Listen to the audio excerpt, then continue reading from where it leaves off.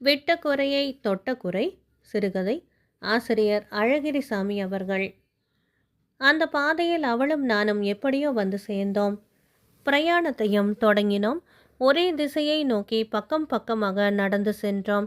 இப்படி நடந்து செல்கிறவர்கள் பேசாமல் இருக்க முடியுமா? அறிமுகப்படுத்தி கொள்ளாமலும் இருக்க முடியுமா? சில மைல் தூரம் சென்ற பிறகு பேசினோம். நான் யார், அவள் யார் என்பவை அறிமுகமாகாவிட்டாலும் அவரவர்களை பற்றிய விவரங்களையும் பரஸ்பரம் சொல்லி தெரிந்து கொண்டோம். பேச்சு துணையோடு எங்கள் நடை தொடர்ந்தது. மேலும் சில மைல் தூரம் சென்ற பின் பேச்சு துணையிலே ஒரு வகை தொடர்பும் ஒரு வகையான ஈடுபாடும் ஏற்பட்டன. ஓர் உறவும் மலர்ந்தது. அப்புறமாக அந்த வழி பயணத்திலும் அந்த உறவிலும் ஒரு பக்தியும் கவர்ச்சியுமே உண்டாகிவிட்டன. இருவரும் கைகோர்த்து கொள்ளாவிட்டாலும் சற்று நெருங்கி வந்தோம். அந்த நிலையிலேயே நடக்கலானோம். மேலும் சில மைல் தூரம் சென்றோம். ஓரிடத்திலே நான் கிளை பாதையை வெட்டினேன். அவளிடம் விடை பெற்று கொண்டேன். நீலா, பம்பாயில் எனக்கு வேலை கிடைத்திருக்கிறது. மாதம் 450 ரூபாய் சம்பளம். அப்படியா, ரொம்ப சந்தோஷம். அவள் முகத்திலே தேவைக்கு மிஞ்சிய நடிப்போ என்று சந்தேகிக்கக்கூடிய ஒரு மகிழ்ச்சி குறி. அதாவது அது அனாவசியமான ஒரு பிரகாசம். இன்னும் ஒரு வாரத்திலே பம்பாய்க்கு பயணம் என்று சொன்னேன். ரொம்ப நல்ல சான்ஸ். ரூபாய் நிறைய சம்பாதியுங்கள், சௌக்கியமாக இருங்கள். அவள் அவசர அவசரமாக பேசினாள். என்னை முந்திக் கொண்டு அவள் தன் வீட்டுக்கு புறப்பட்டாள். உங்கள் வீட்டிலும் வந்து பயணம் சொல்லிக்கொள்ள வருவேன். அதற்கு அவள் ஒன்றும் சொல்லவில்லை. நான் போய்விட்டு வருகிறேன் என்று மட்டும் சொல்லிவிட்டு பஸ்ஸை பிடிப்பதற்காக போய்விட்டாள். அப்புறமாக அவள் வீட்டுக்கு போனேன். அவளிடமும் அவள் தாயாரிடமும் அவளுடைய 2 தங்கைகளிடமும் சொல்லி விடை பெற்று கொண்டு மறுநாள் பம்பாய்க்கு புறப்பட்டேன். யார் கண்டது நான் பம்பாய்க்கு போகாமல் கிளை பாதை வெட்டி பிரியாமல் அவளுடனேயே என் யாத்திரையை தொடர்ந்திருந்தால் இருவருக்குமே பொதுவான ஒரு லட்சிய நகரம் எதிர்பட்டு இருக்கக்கூடும். இருவரும் அங்கே போய் சேர்ந்து இருக்கவும் கூடும். இல்லை, எங்கள் இருவருக்கும் பொதுவான ஒரு லட்சிய நகரம் இல்லை என்பதாவது ஒரு கட்டத்தில் தெளிவாகி இருக்குமானால் எந்த முடிவையும் காணாமல் நடுவழியிலே பிரிந்து விட்டேன். ஹோட்டல் அறையிலே படுக்கையிலே படுத்து கொண்டிருந்த சுந்தரத்துக்கு 2 வருஷங்களுக்கு முந்தைய நினைவுகள் ஒன்றன் பின் ஒன்றாக வந்து கொண்டிருந்தன. பம்பாயிலிருந்து அன்று பிற்பகல் 2:30 மணிக்குத்தான் அவன் சென்னைக்கு திரும்பி வந்திருந்தான். நேராக ஒரு ஹோட்டலுக்கு போய் குளித்து சாப்பிட்டான். மாடியிலே அவன் எடுத்திருந்த அறைக்கு சென்ற பிரயாண களைப்பை போக்குவதற்காக படுத்தான். நீலாவை அவள் இன்னும் சென்னையிலேயே, அதுவும் அதே வீட்டிலேயே இருந்தால் போய் பார்ப்பதற்கு இன்னும் 2 மணி நேரம் கழிய வேண்டும். 5 மணிக்குத்தான் ஆஃபீஸிலிருந்து அவள் திரும்புவாள். அதுவரையிலும் படுத்திருப்பது, முடிந்தால் கொஞ்சம் தூங்குவது என்பது அவன் உத்தேசம். அன்று பம்பாயில் 450 ரூபாய் சம்பளத்திலே வேலை கிடைத்ததுதான் பெரிதாக போய்விட்டது. அவசரமாக முன்பின் யோசியாமல் கிளை பாதை வெட்டி கொண்டு பிரிந்தேன். நீலா, நான் போன பிறகு நீ எந்த பாதையிலே போய்கொண்டு இருக்கிறாய்? உன் பிரயாணம் இன்னும் தொடருகிறதா? இல்லையென்றால் எங்கேயாவது ஓரிடத்திலே ஏதோ ஒரு விதத்திலே முடிந்து விட்டதா? உன் வீடு திருவல்லிக்கேணியிலே இருக்கிறது. நீ வேலை செய்யும் காரியாலயம் மவுண்ட் ரோட்டிலே இருக்கிறது. இந்த 2 இடங்களிலுமே நீ இருப்பாய் என்பது எனக்கு தெரியுமானால் உன் யாத்திரா மார்க்கம் எங்கே இருக்கிறது? அங்கே நீ எந்த இடத்திலே நிற்கிறாய்? அவள் எங்கே நின்றாள் என்ன? அதை பற்றி கவலைப்பட எனக்கு இப்போது என்ன உரிமை இருக்கிறது? கவலைப்பட்டு இனி என்ன செய்ய முடியும்? சுந்தரம் இப்போது தன் கல்யாணத்துக்காக திருவல்லிக்கேணியை நோக்கி போய்கொண்டு இருக்கிறான். 2 மாதம் லீவு எடுத்துக்கொண்டு பம்பாயிலிருந்து வந்திருக்கிறான். அவன் ஊர் போய் சேர்ந்த மறுநாளே கல்யாணம் நிச்சயமாகிவிடும். 1 மாதத்தில் கல்யாணம். அப்புறமாக 1 மாதம் ஊரிலே இருந்துவிட்டு பம்பாய்க்கு திரும்ப வேண்டும். தனக்கு மனைவியாக வரப்போகிறவளின் போட்டோவை பார்த்தாகிவிட்டது. அவள் அழகு சுரூபமாக இருந்தாள். நேரிலே பார்க்கும்போது அதில் கால்வாசி அழகுடன் தோற்றம் அளித்தாலும் வேண்டாம் என்று உதறிவிட முடியாத ஒரு சௌந்தரிய வடிவம். முக்கால்வாசி கலைகள் குறைந்தாலும் சந்திரனின் அழகு குன்றி விடுவது இல்லையே. பிறை சந்திரனுக்குமே அழகை பொறுத்த வரையிலும் ஒரு பூரணத்துவம் உண்டு அல்லவா? படத்திலே கண்ட அவளுடைய அழகு, தன் பெற்றோர்களின் கடிதங்களிலே கண்ட அவளுடைய குடும்ப பெருமைகள், செல்வம், செல்வாக்கு, அப்புறம் அவளுடைய படிப்பு, எல்லாமே கூரையை பீய்த்து கொண்டு வந்து தெய்வம் வலிய கொடுத்த பாக்கியங்களாக இருந்தன. அவளை அவன் மணக்கப் போவது 2 2 4 என்பது போல ஒரு உண்மையாகிவிட்டது. எனக்கு ஏன் இனி நீலாவின் யாத்ரா மார்க்கத்தை பற்றின கவலை என்று நினைத்தான் சுந்தரம். சிறிது நேரத்தில் கண்ணயர்ந்து விட்டான். 2 வருஷங்களுக்கு முன்னால் திருவல்லிக்கேணியிலே ஒரு மாடி அறையிலே அவன் ஜாகை வைத்து கொண்டு மாதம் 200 ரூபாய்க்கு குறைவான சம்பளத்தில் ஒரு கம்பெனியில் வேலை பார்த்து கொண்டு இருந்தான். அவன் தங்கியிருந்த வீட்டுக்கு 5 வீடுகள் தள்ளி 6வது வீட்டின் மாடியிலே குடியிருந்தாள் நீலா. அவளுக்கு மாதம் 110 ரூபாய் சம்பளத்தில் வேறொரு கம்பெனியில் டைப்பிஸ்ட் வேலை. அவளுடைய தகப்பனார் காலமாகிவிட்டார். தாயாரையும் 2 தங்கைகளையும் அவளை சம்பாதித்து காப்பாற்றி வந்தாள். சுந்தரம் அந்த தெருவுக்கு வந்து 1 மாதம் கழித்ததுமே நீலாவின் வீட்டார் அவனுக்கு அறிமுகமானார்கள். அவன் வேலை செய்யும் கம்பெனியிலே அவனுடைய இலாகாவிலேயே சற்று பெரிய பதவியில் இருந்த ராமச்சந்திரன் என்பவர் நீலா வீட்டாருக்கு தூரத்து உறவு. அவர்தான் அவளுக்கு வேறொரு கம்பெனியில் வேலை வாங்கி கொடுத்தவர். ஒரு விடுமுறை நாளிலே குடும்பம் சகிதமாக அவன் நீலாவின் வீட்டுக்கு வந்துவிட்டு திரும்பி போகும்போது சுந்தரம் எதிரில் வந்தான். அதே தெருவில்தான் அவனும் ஜாகை வைத்து கொண்டு இருக்கிறான் என்ற விவரத்தை அவர் அப்போது அறியலானார். நீலாவின் வீட்டாரை பற்றி அவர் சொல்ல அன்றுதான் முதலாக அவன் தெரிந்து கொண்டான். மற்றொரு நாள் அவர் நீலாவின் வீட்டுக்கு வந்து இருந்தபோது அவனும் அவருடன் சென்றான். அதுதான் முதல் சந்திப்பு. 2வது சந்திப்பு ராமச்சந்திரன் வீட்டிலே.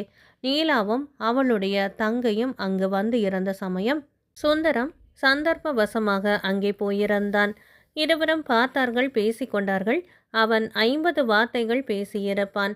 அவள் 5 வார்த்தைகள், இல்லை என்றால் 4 வார்த்தைகள் பேசியிருப்பாள். இது அடக்கமா அல்லது அலட்சியமா என்பது புரியாத நிலை. என்னவென்று புரிந்து கொண்டு பேசி சோதனை செய்து கொண்டு இருக்க அது இடமும் அல்ல, சந்தர்ப்பமும் அல்ல. இடத்தையும் சந்தர்ப்பத்தையும் மற்றொரு நாளிலே அவள் வீட்டிலேயே உண்டு பண்ணிக்கொள்ள வேண்டும் என்று தீர்மானித்தான் சுந்தரம். ஒரு நாள் அவன் நீலா வீட்டுக்கு யாதொரு காரணத்தையும் சொல்லிக்கொள்ள முடியாதவனாக போனான். ராமச்சந்திரனுக்கு நண்பன் என்ற முறையிலே அங்கே அவனுக்கு வரவேற்பு இருந்தது. அன்றும் நீலா 5 வார்த்தைகள் தான் பேசினாள். அதிக நேரம் பேசியது அவளுடைய தாயார்தான். அந்த வீட்டிலே ஆண் மகனை போல சம்பாதித்து குடும்பத்தை காப்பாற்றி வரும் நீலா ஆண் மகனை போலவே தான் நடந்து கொண்டாள். காம்பீரியமான பேச்சு, நிமிர்ந்த பார்வை, மகிழ்ச்சியோ துக்கமோ சாமானியத்தில் பிரதிபலிக்க முடியாத ஒரு முகம். அங்கே இருந்து அவன் ஜாகைக்கு திரும்பிய பிறகு இது கர்வமாகவும் இருக்கலாம், அலட்சியமாகவும் இருக்கலாம், இல்லை என்றால் துன்பங்களை சகித்து சகித்து உணர்ச்சிகளெல்லாம் கூர் மழுங்கி துடிப்பு இழந்து மனதிற்குள் அவிழ்ந்து அடங்கிவிட்டதன் விளைவாகவும் இருக்கலாம். இப்படி சுந்தரம் நினைத்து கொண்டான். நீலாவுக்கு கல்யாண வயது வந்த 5-6 வருஷங்களுக்கு மேலாகிவிட்டன. அவளுடைய தங்கைகளும் கூட திருமண வயதை அடைந்து விட்டார்கள். 2வது தங்கை பியூசி படித்து கொண்டிருந்தாள். நீலா கல்யாணம் செய்து கொண்டு கணவன் வீட்டுக்கு போய்விட்டால் குடும்பத்தை காப்பாற்ற யாருமே இல்லாமல் போய் எல்லாருடைய கதியுமே நிர்கதியாகிவிடும் என்பதால் தான் அவள் திருமணத்தை பற்றி சிந்திக்க யாருக்கும் விருப்பமில்லை, துணிவும் இல்லை. இந்த விவரங்களை ராமச்சந்திரன் மூலமாக அறிந்த சுந்தரம் அவள் குடும்பத்தின் நிலைக்காக மிகுந்த அனுதாபம் காட்டினான். நீலாவையே கல்யாணம் செய்து கொண்டு அவள் வீட்டோடு இருந்தால் என்ன என்றும் ஒரு நாள் சுந்தரம் நினைத்தான். ஆனால் அதற்கு பல தடங்கள் இருப்பதாக அவனுக்கு அப்பொழுதே தோன்றியது. மனைவியின் வீட்டிலே போய் ஒருவன் வசிப்பது விரும்பத்தகாத விஷயம் என்பது ஒருபுறம் இருக்க, அவனும் தன் பெற்றோர்களை தன் சம்பாத்தியத்தினால் காப்பாற்ற வேண்டிய நிலையிலே இருந்தான். எனவே நீலா வீட்டாரோடு போய் அவனால் வசிக்கவே முடியாது. அவளும் தன் தாயாரையும் தங்கைகளையும் விட்டுவிட்டு அவன் வீட்டுக்கு வர முடியாது. அப்படியே இருவரும் தம்பதிகளாகி ஒரு வீட்டிலே குடித்தனம் ஆரம்பித்தாலும் இருவர் சம்பாத்தியத்தையும் வைத்து கொண்டு சுந்தரத்தின் பெற்றோர்களையும் நீலாவின் வீட்டாரையும் அப்புறம் தங்கள் இருவரையும் ஆக 3 குடும்பங்களையும் காப்பாற்றி வர முடியாது. அதனால் அவளை மணந்து கொள்ள நினைப்பது நிறைவேற முடியாத ஒரு ஆசையாகவே இருந்தது. திருவல்லிக்கேணிக்கு சுந்தரம் வந்து சேருவதற்கு முன்பே திருவல்லிக்கேணியிலே இருந்தபோதே அவனுக்கு பம்பாயிலே வேலை கிடைப்பதாக இருந்தது. நம்பிக்கையோடு நண்பனுடைய தபாலை எதிர்பார்த்து கொண்டு இருந்தான். ஆனால் திடீரென்று ஒரு நாள் பெரிய ஏமாற்றத்தை அளிக்கும் அந்த கடிதம் வந்து சேர்ந்தது. இந்த தடவை என் முயற்சி தோற்றுவிட்டது. இதற்காக நான் நம்பிக்கையை அடியோடு இழந்துவிடவில்லை. நீயும் இழக்க வேண்டியதில்லை. அடுத்த வருஷமும் இதே சமயத்தில் இதே கம்பெனியில் பல வேலைகள் காலியாகும். நிச்சயமாக உனக்கு இடம் பிடித்து விடுகிறேன் என்று பம்பாயிலிருந்து ஜெயராமன் எழுதியிருந்தான்.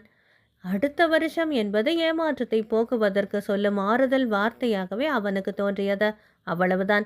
இனி பம்பாய் ஆசையையும் பெரிய சம்பள கனவையும் விட்டு விடுவதை தவிர வேறு வழியே இல்லை என்று ஒரு விரக்தியுடன் சென்னையிலே குறைந்த சம்பளத்திலே வேலை தேடிக்கொண்டு திருவல்லிக்கேணிக்கு வந்து சேர்ந்தான் சுந்தரம். ஆனால் ஜெயராமன் மட்டும் மாதம் தவறாமல் பம்பாயிலிருந்து நம்பிக்கையூட்டும் கடிதங்களை எழுதி கொண்டு இருந்தான். ஒரு கடிதத்தில் இன்னமும் 3 மாதங்கள் தான். அப்புறம் பம்பாய்க்காரன், இதை நம்பி நீ எது வேண்டுமானாலும் செய்யலாம்.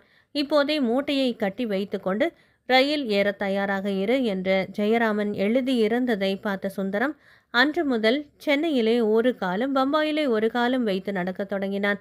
ஜெயராமனின் கடிதத்தில் கண்ட விவரங்களையெல்லாம் நீலாவிடமும் ஒரு நாள் சொன்னான். நீலா, இன்னும் 3 மாதங்களில் நான் பம்பாய்க்கு போய்விடுவேன் போல இருக்கிறது. உங்கள் வீட்டாரின் அன்பை என்னால் என்றென்றைக்குமே மறக்க முடியாது. உங்களுக்கு அப்படி என்ன நாங்கள் செய்துவிட்டோம்? ஒன்றுமே இல்லை. நீங்கள் பம்பாய்க்கு போய் சௌகரியமாக இருங்கள் என்றாள் நீலா. தனியாக இருந்த சுந்தரத்துக்கு உள்ளத்திலே துயரத்தின் சாயை படர்ந்தது. நீலாவும் நானும் ஒரே பாதையில் போய்கொண்டிருந்தோம். இன்பகரமான அந்த வழிப்பயணம் விரைவிலே முடிய போகிறது. எத்தனை தடங்கள், எத்தனை தயக்கங்கள். கிளைப்பாதை வெட்டி விடை பெற்று கொண்டு பம்பாய்க்கு போயாகிவிட்டது. சில நாட்கள் நீடித்த ஏமாற்றமும் ஏக்கமும் பிரிவு துயரம் அறிந்துவிட்டன. சம்பாத்தியத்திலேயே சுந்தரம் கண்ணும் கருத்துமாக இருந்தான். அவனுக்கு நீலாவின் ஞாபகம் 2 வருஷங்களுக்கு பிறகு ஒரு சந்தர்ப்பத்திலே முழு வேகத்துடன் தலை தூக்கியது. சுந்தரம் அப்போது தன் நண்பன் ஜெயராமன் வீட்டிலே இருந்தான். சுந்தரத்துக்கு இன்னும் 2 மாதங்களில் மனைவியாக போகின்றவளின் போட்டோவை ஜெயராமன் வாங்கி பார்த்தான். அவளுடைய குடும்பத்தின் செல்வமும் செல்வாக்கையும் பற்றி சுந்தரத்தின் வாய்மொழி மூலமாக அறிந்தான். முடிவிலே தன் முழு திருப்தியை தெரிவித்து நல்வாழ்த்து கூறினான் ஜெயராமன்.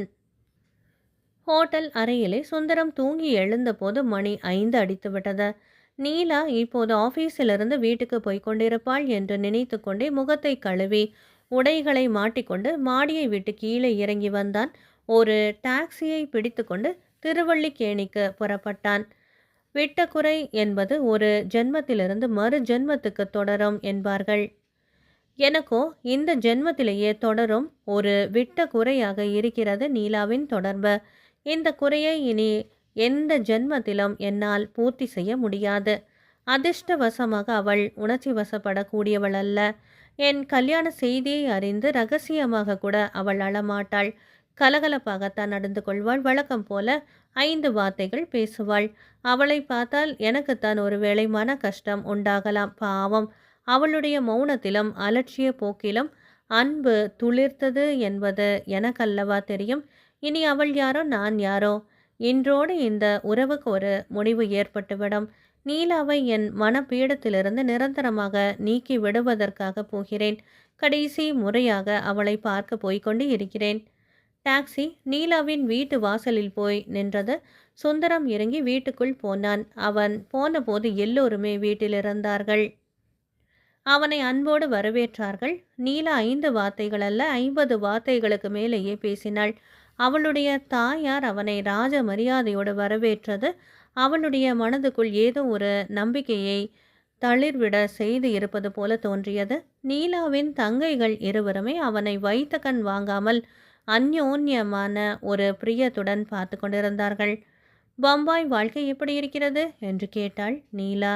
நன்றாகத்தான் இருக்கிறது.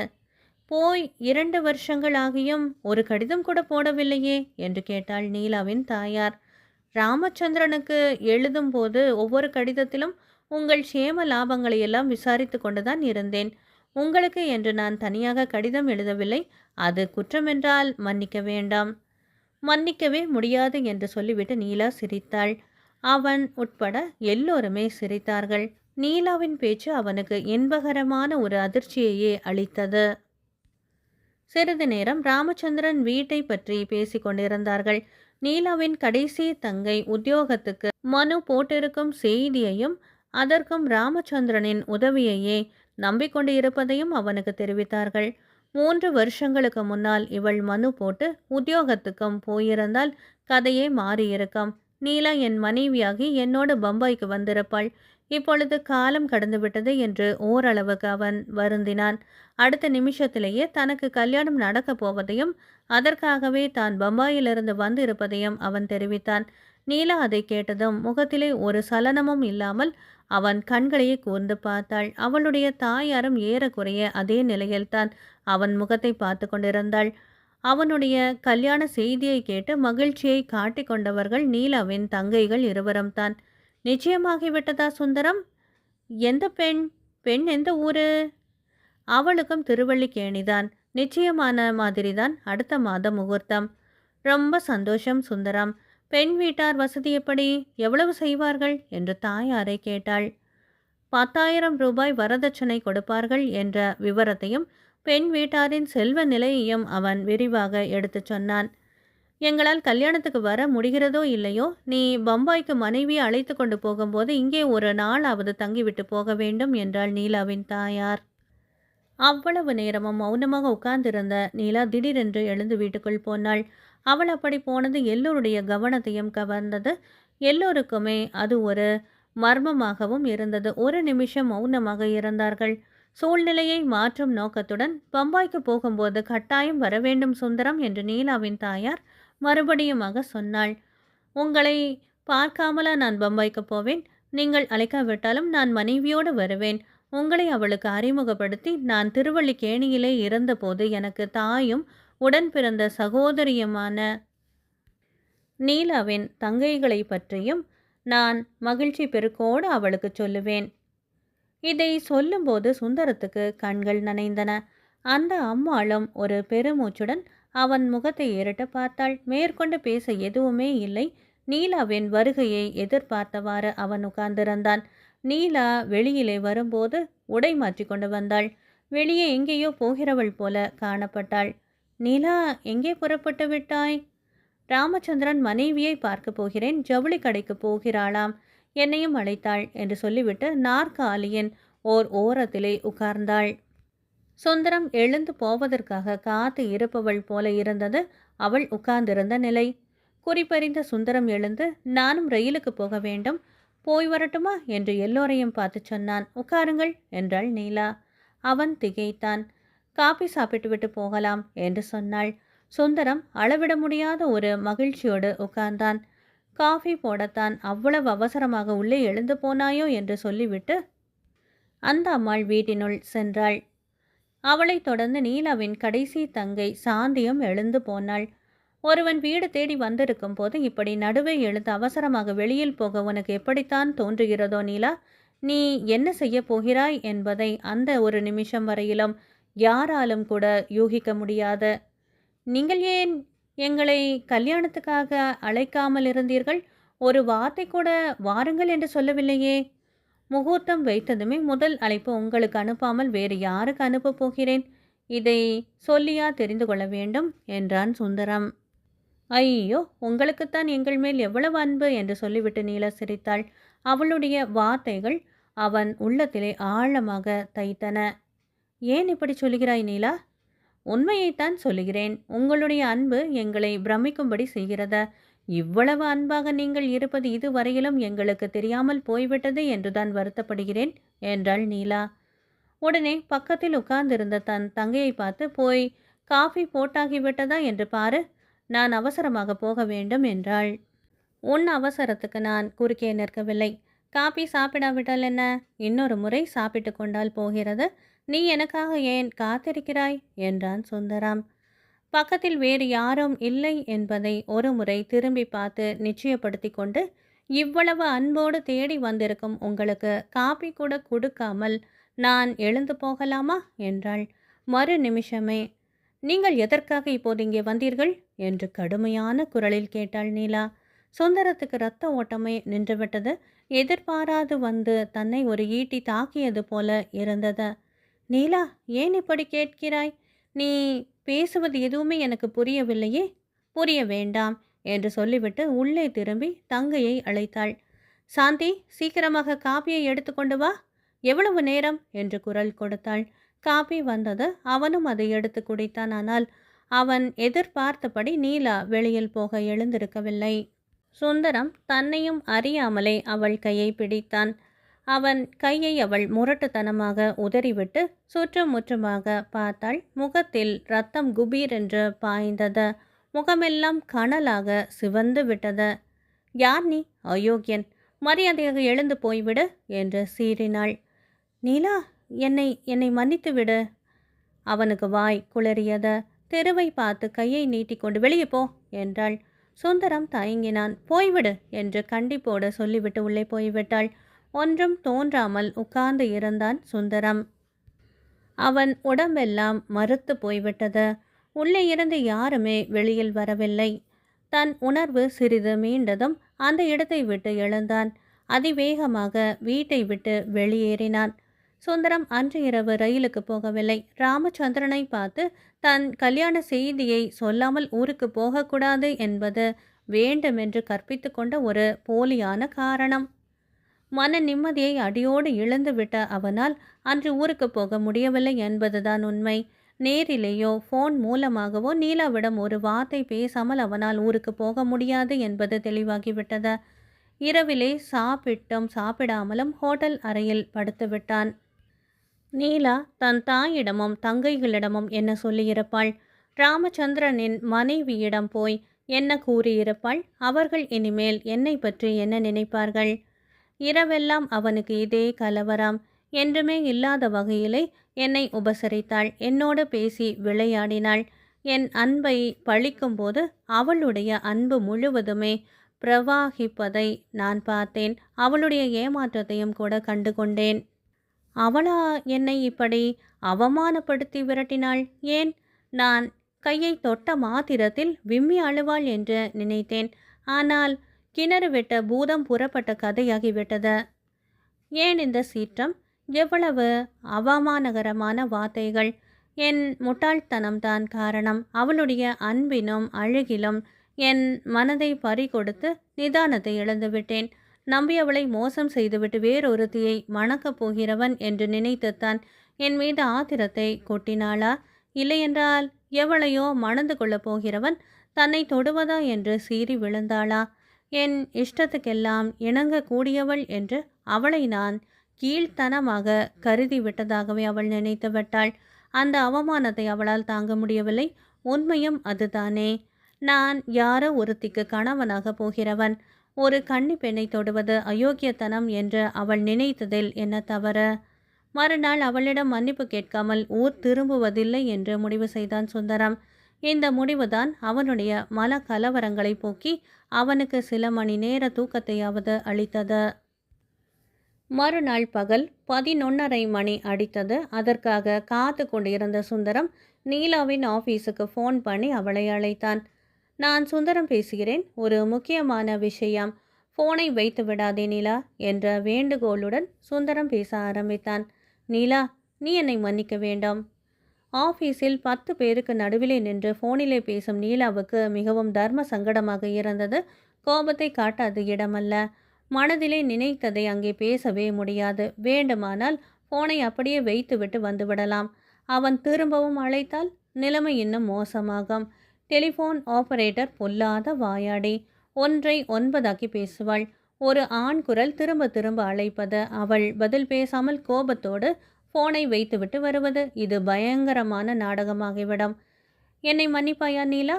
சுந்தரம் இதே வார்த்தைகளை திரும்ப திரும்ப சொல்லி கொண்டிருந்தான். நிலைமையை சமாளிக்க என்ன விஷயம் என்று கேட்டாள் நீலா. அவள் ஆஃபீஸில் உள்ளவர்களுக்காக பேசிய வார்த்தைகள் இவை. ஆனால் அவளுடைய குரலிலே கோபமோ ஆத்திரமோ இல்லாததை கண்டு சுந்தரம் அங்கே மகத்தான ஆறுதலும் ஊக்கமும் அடைந்தான். நான் கல்யாணம் செய்து கொள்ளப் போகிறேன் நீலா. என்னை நீ மனப்பூர்வமாக வாழ்த்த வேண்டும். வாழ்த்துவாயா என்று கொஞ்சம் தெளிவுடன் நீயே பேசத் தொடங்கினான். வாழ்த்துக்கள். என்மேல் உனக்கு இன்னமும் கோபம் இருக்கிறதா? பதிலில்லை. என்னை துரோகி என்று நினைக்கிறாயா? பதிலில்லை.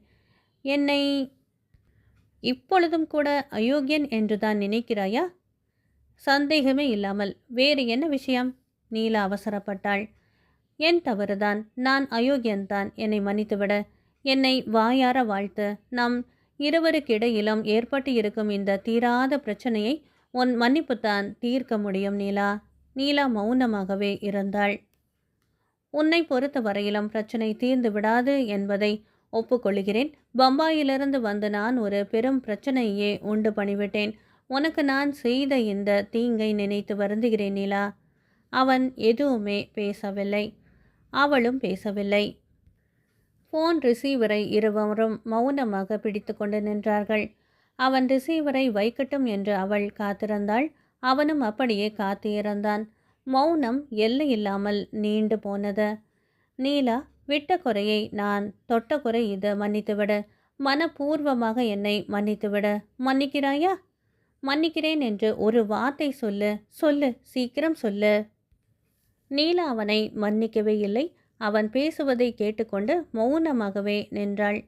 ஒரு நிமிஷம் கழிந்தது. ஆபீஸிலே தன்னை சுற்றி இருப்பவர்களுக்காகவே கடைசி வார்த்தைகளை பேசினாள். ஓஹோ, அப்படியா? பரவாயில்லை. அது ரொம்ப பழைய வீடு. எதற்கும் அம்மாவிடம் சொல்லுகிறேன். அப்புறமாக பார்ப்போம். ஃபோன் ரிசீவரை அதன் ஸ்தானத்திலே வைத்துவிட்டு தன் இருப்பிடத்துக்கு வந்து அமர்ந்தாள் நீலா. அன்பானவர்களே, கு. அழகிரிசாமி அவர்கள் எழுதிய விட்ட குறையை தொட்ட குறை சிறுகதை நிறைவு பெற்றது. நன்றி.